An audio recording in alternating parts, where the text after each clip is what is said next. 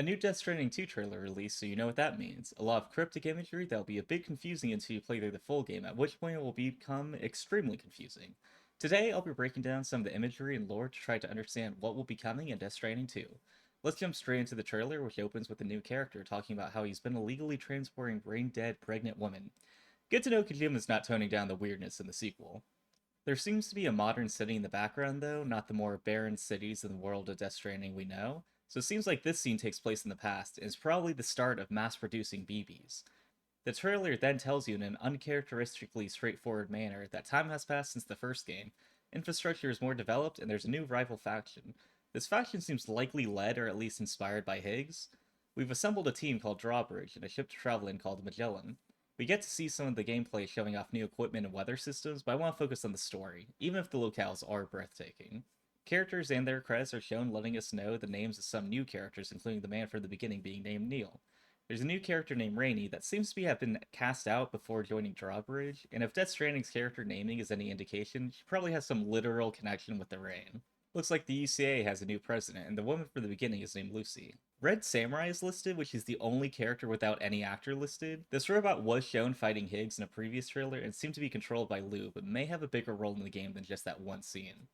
We also get a glimpse of Doctor, who seems to be able to phase through BB pods. Now, one surprising thing is that Dollman has a special appearance credit. This is what they did for George Miller and Nicholas Winding Refn, who came in and provided the motion capture, but then had a different actor come in and do the lines for the character. This seems odd since Dollman is not a direct motion capture of a model, but maybe the puppet's just based on Faith Atkins' likeness. However, a few scenes later, we get a shot of a character that looks like Faith Atkins, but as a regular human. I'm thinking he used to be a regular person, but somehow ended up as the Dollman we know and love. What that process was, I have no idea, and knowing it came from Kojima's mind, I'm not placing any bets, but definitely seems to be a connection. So I was done with the video, but as I was creating the thumbnail, when I zoomed in, I noticed that the girl he's with is holding a doll. So it seems like he gets turned into the doll that she has? I don't know how that's going to happen exactly, but it seems fairly likely that that is the outcome, at least when it comes to Death Stranding. We get a scene of Sam and Fragile kissing, which is significant considering Sam has a fear of being touched known as aphanphasmophobia, not to be confused with the fear of giants known as fee-fi-fo-fumphobia. Fragile sheds a few tears, which could be because of the emotional moment, but may also be her chiral allergies acting out. Higgs talks about making a lasting connection with the lady in red, who is likely Amelie, Sam's sister slash half of his mom's soul from the first game. This is Death Stranding. You know things are going to get complicated. You wouldn't be watching this video if it wasn't. We see a quick shot of a tentacle emerging from Higgs' mouth, but this could be a nightmare sequence, which Death Stranding has had. This is also Death Stranding though, so it very well could be real. With Kojima, it's a bit of a toss-up. We see Neil from the beginning of the trailer put on a bandana that seems like a very clear nod to Solid Snake. I don't know what, if any, connection is going to be between them, but the similarity must be intentional or Kojima just has a type, which given his history is also very possible. We also see Neil has a team of skeletal soldiers that seem very similar to Cliff's from the first game. It seems like Neil may have gotten them from Cliff or did the same process as Cliff to get them. We can't tell what kind of relationship Cliff and Neil had, if any, but they're likely connected since they both seem placed at bridges at the start of the first BBs. As Neil walks, his bag glows orange, which may be where he stores his BB or something more sinister. To end the trailer, we get a glimpse of Heartman linking the Magellan with the body of a giant BT prepared to fight another giant BT. This may be a boss fight that basically turns into a one-on-one fighting game. That would normally sound absurd if we weren't talking about Kojima, who also already did that at the end of Metal Gear Solid 4 with Solid Snake versus Liquid Ocelot. Also in the first Death Stranding. So that's going to wrap up the analysis part of the video, and I didn't want mine to just be a repeat of what everyone else has been saying, so I haven't seen anyone else's interpretation of the new trailer.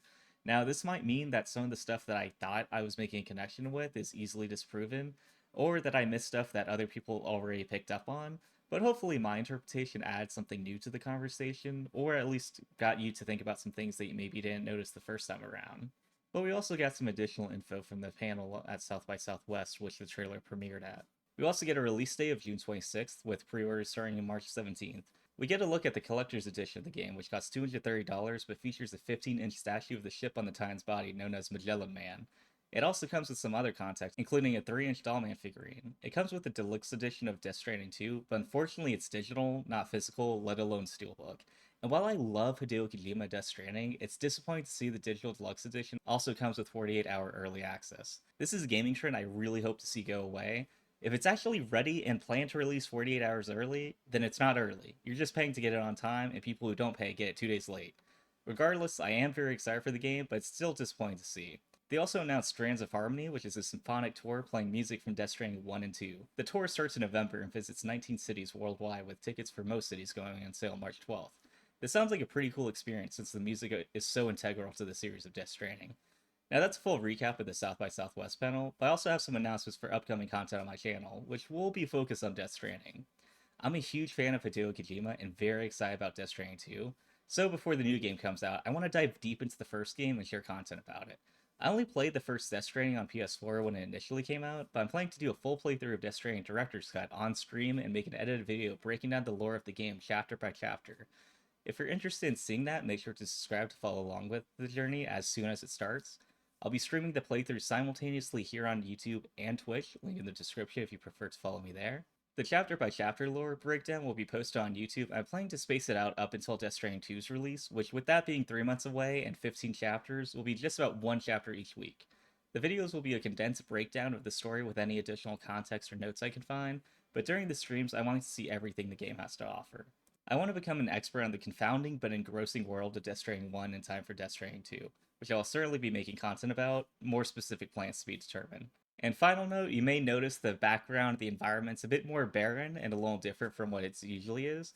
That's because I recently moved, which I know always moving is also basically a meme at this point about streamers and content creators. But I'll be set for a while after this. But I'm gonna do some work to make it look a bit more nice and presentable on camera. But with this being a video that's very time sensitive, I want to not delay it any longer and get it out with the high level quality that I'm wanting it to have available to you before it becomes kind of less relevant. Because if this trailer analysis comes out after the game's already released, then it's kind of pointless. Either way, I hope you enjoyed this video, so thank you for watching. I truly appreciate it. I'll see you guys next time.